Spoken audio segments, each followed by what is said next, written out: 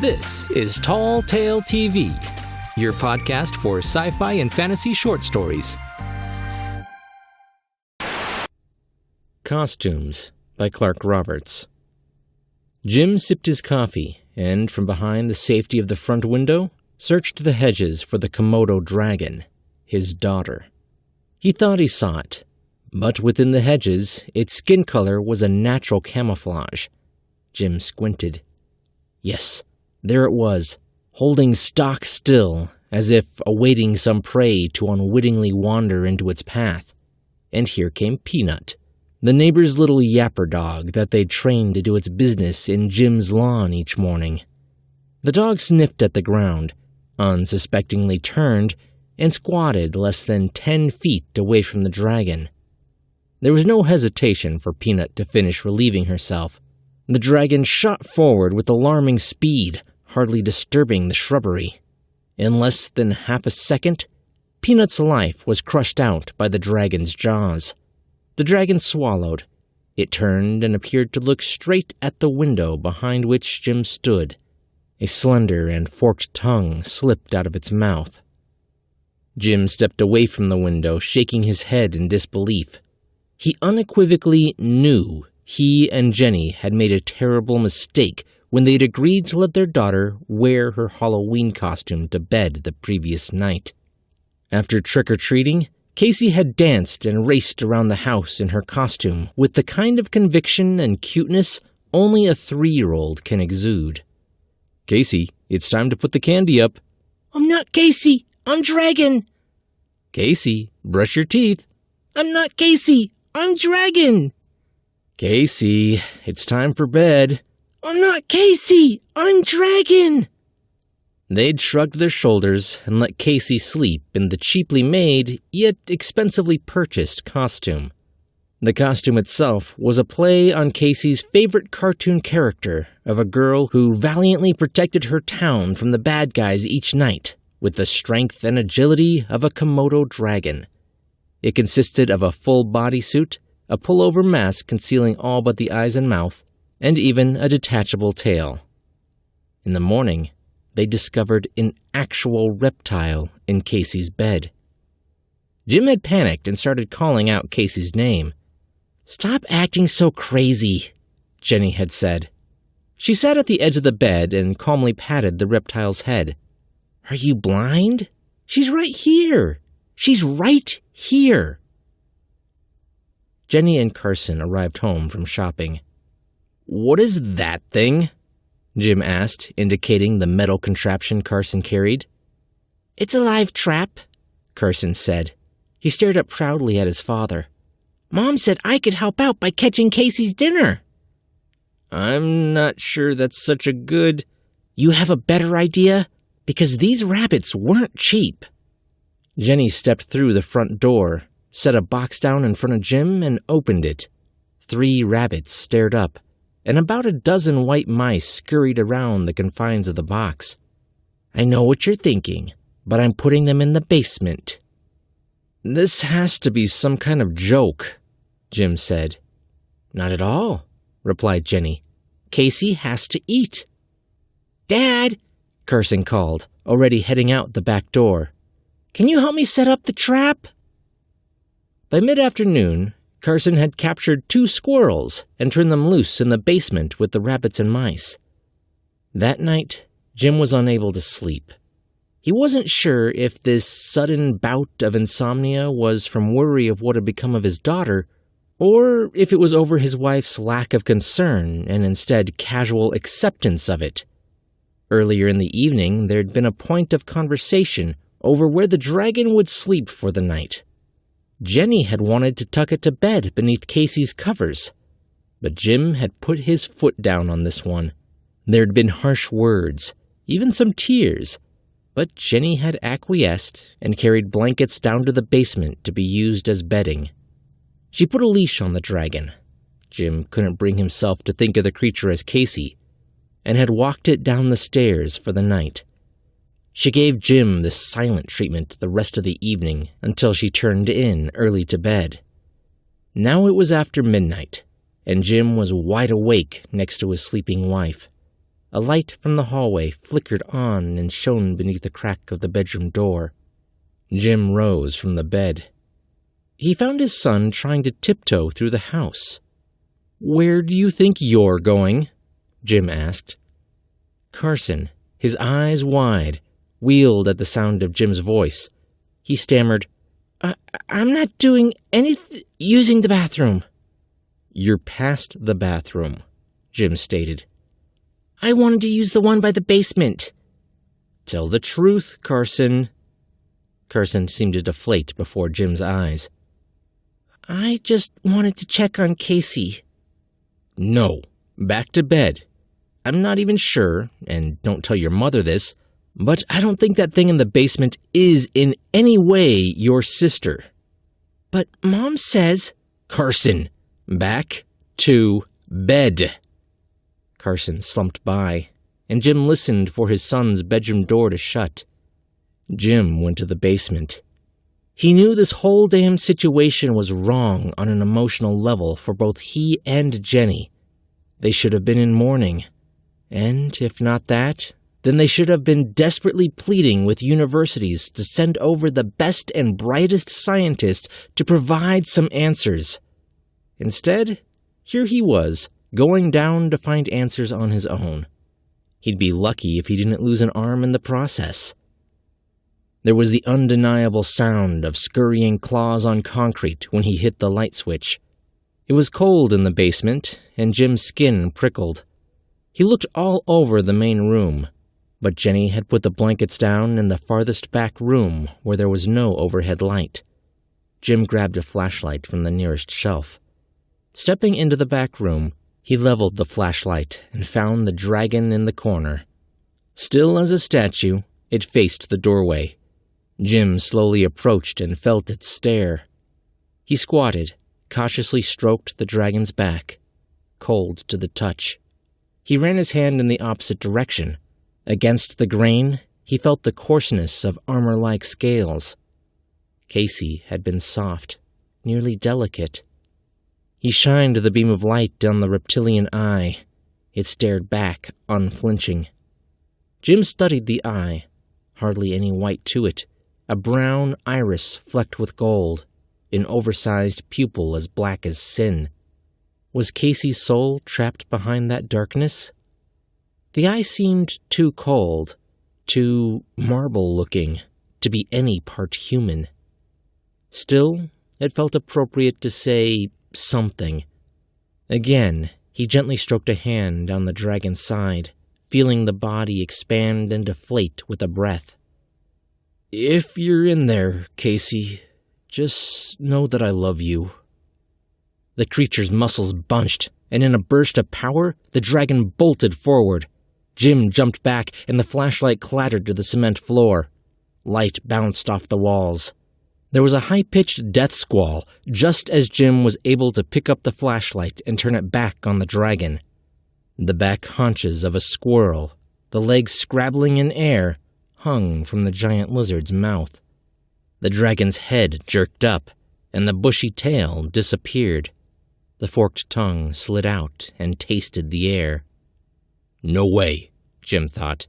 "No way that's my Casey." He clicked the flashlight off and retreated backwards. Jim flew out for a 3-day business trip the next morning. Normally, he'd be dreading leaving on a flight for work, but this time he was relieved to be getting out of the house. He didn't bother calling home after getting situated in his hotel, but instead got right down to business and made calls to the associates he'd be meeting with over the next couple of days. On the second day, and after the meetings were completed, the coworkers who'd also been assigned to the trip had agreed to gather for happy hour. Jim declined, instead deciding to hide out in his hotel room. He knew without a doubt that Janice would be drinking, and whenever Janice drank, she tried flirting with him. It was always harmless, and he easily batted the woman's advances away each time. But goddamn if he hadn't always thought the woman's face held a reptilian quality. The last thing he wanted on this evening was to be stuck looking at that face. He ordered room service, a club sandwich and fries. When the young worker who delivered the food turned to leave, Jim spotted his ponytail. Involuntarily, Jim recalled the squirrel's tail being gulped down by the dragon. His daughter's... No, that thing can't possibly be Casey. Gullet.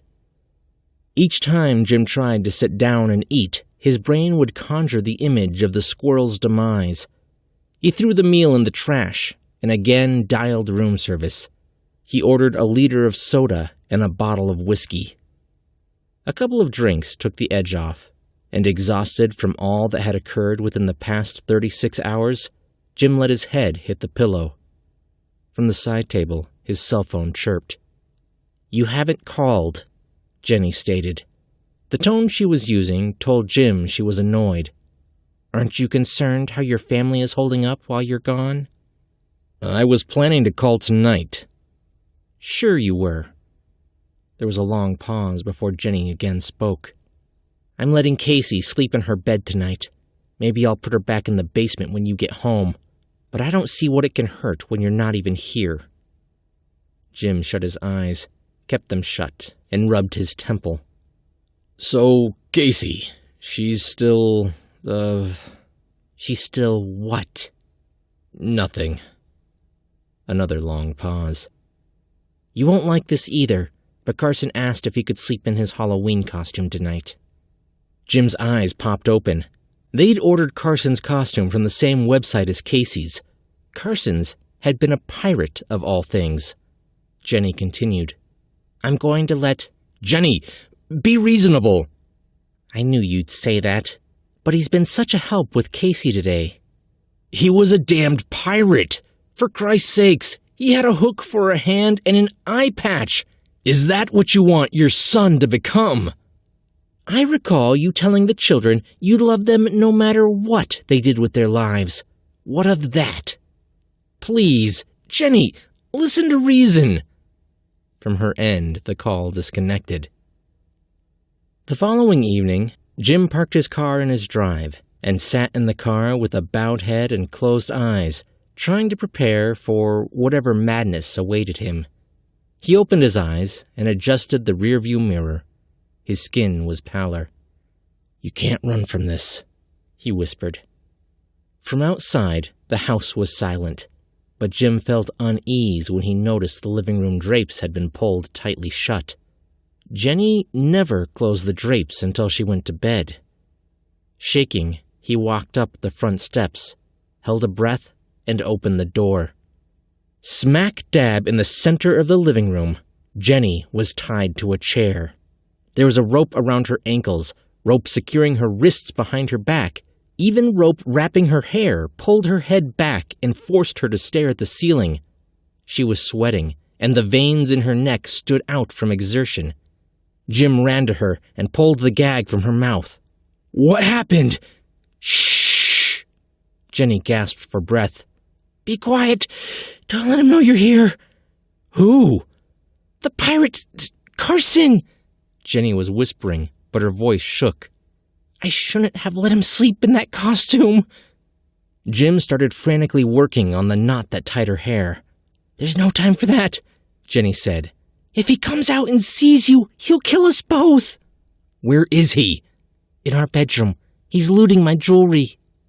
Jim ran to the bedroom, stopped in the doorway. The room was ransacked.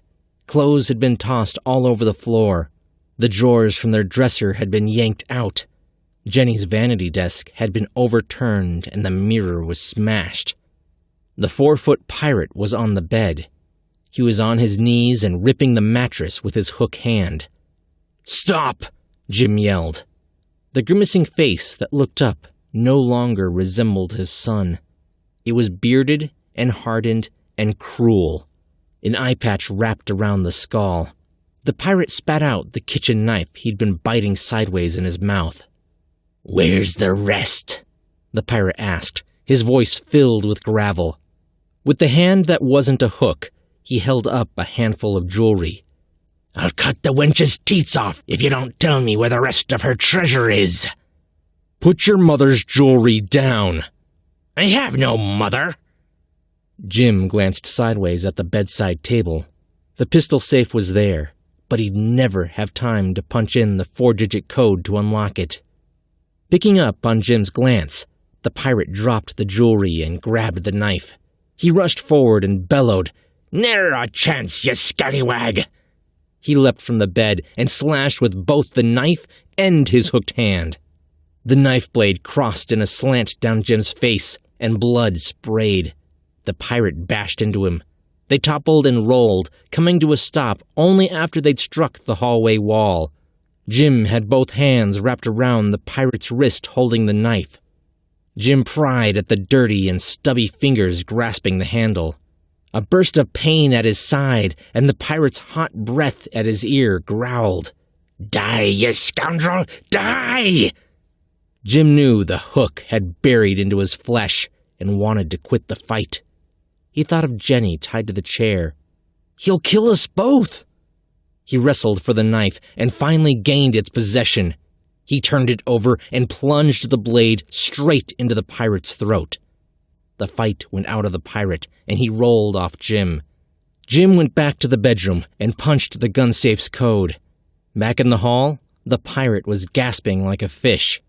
He'd managed to free the knife from his neck, but that had only left the wound open. Blood was spouting.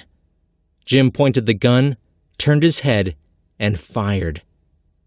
He looked down, afraid fate had pulled a cruel joke on him, and the dead face staring back would be his son's. It was still the pirate. Smoke coiled from the hole just off-center above the eye patch. Jim crouched and peeled back the eye patch, revealing skin that had grown star-shaped around a wound. The transformation had been complete. He let the patch snap back into place. From the living room, Jenny hollered. He stuffed the gun into his waistband and went to untie her. "Don't do this," Jenny pleaded through tears. "I understand you had no choice with Carson, but Casey isn't hurting us." "That wasn't Carson," Jim stated. They were in the back room of the basement with the dragon. "This isn't Casey. It has to be done." He pointed the pistol, steadied it. "No!" Jenny screamed and pounded his chest. She pointed back at the dragon. Look at the shoulder!" Jim lowered the gun and stepped around his wife. He couldn't believe it. A patch of white, flaky skin had curled up. "It's molting," Jim thought. "The damned thing is shedding its skin." He approached to scrutinize it. The skin beneath was light-colored. Jim reached out. It was soft to the touch and smooth. It was human skin. "Maybe you're right," he said. The scream woke them up. They both ran to the basement. In the back room, Casey was naked and bawling and curled into the fetal position. Beside her was a pile of dead skin. Jim carried her upstairs, and Jenny dressed her into pajamas. They tucked Casey in between them in their bed. Before any of them could fall asleep, Casey's voice spoke. "I want to see Brother." "Not just now," Jenny's soothing voice. "You need to sleep." Jim stared up into the darkness. He'd put the pirate's body in the tub, not knowing what he would do with it in the morning. Had he killed his son? Jenny must have been wondering something very close to that as well, because not long after their daughter's breathing had slowed to a rhythm of sleep, Jenny said something that would keep him awake through dawn. "Don't worry, Jim. I have a plan that will make everything better for us." Jim took a sick day from work. Jenny called her sister Julie. Julie was more than happy to take her niece off their hands for the afternoon. They told Julie that Carson was spending the day at a friend's house. Alone in the house, Jenny held up a plastic bag. "This is your plan?" Jim asked. "This is my plan," Jenny said, and handed him the package. "I ordered it from the same website." Jim turned it over. The picture on the front displayed a suggestively dressed woman in all black. The bold lettering at the top said it all. Black Widow. He wasn't nervous. He saw where this was headed and felt some relief. After all, he was partially responsible for his son's death. He said, "This will take care of me, but what about you?" I don't think the police will hesitate to gun down a 140-pound spider. And what about Casey? Julie will make a great mother figure. Of course, I'll have to tie you down so you don't run off while I sleep. Put it on. Jim passed the costume back to his wife. I'll get the rope. Clark Roberts writes mostly short stories in the horror and fantasy genres. His fiction has appeared in over 20 publications, including, and most recently, Mindscapes Unimagined, Terrors Unimagined, Dead Man's Tome, Horror Bites, and Thuggish Itch. He is not a New York Times bestselling author, and for now, he's okay with that. He spent much of his teenage years reading the novels of Stephen King, Clive Barker, and Peter Straub. Mr. Roberts lives in Michigan with his wife and 2 children. Besides reading and writing, he enjoys spending time in the outdoors hunting and fishing. He particularly enjoys fishing in the hours of dusk when trout streams whisper and eyes open in the surrounding woods. Friend him on Facebook using the link in the description. If you friend him, he'll confirm. He won't reject you. You'll be a lot cooler for doing this. Hey guys, I hope you enjoyed this story. Definitely not your run-of-the-mill sci-fi. This story actually originally appeared in Horror Bites magazine, but they were more than happy when Clark told them he was going to send it to Tall Tale TV as well. So if you get a chance, check out both Clark Roberts and Horror Bites magazine. I'm Chris Herron, and that's it for today's Tall Tale TV.